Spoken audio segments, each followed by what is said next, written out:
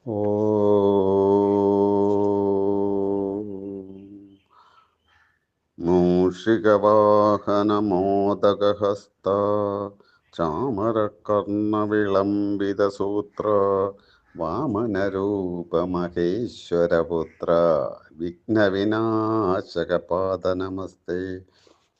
நம்ம யோக விநாயகர் கோவிலில் வரும் வெள்ளிக்கிழமை 30/5/2025 மாலை 6 மணியளவில் தாம்பூல பிரசனத்தில் பார்த்தா காளியம்மனுக்கும் முருகப்பெருமாளுக்கும் சிறப்பு பூஜையும் விஷ்ணு துர்க்கைக்கு பகவத் சேவையும் நடைபெற உள்ளது.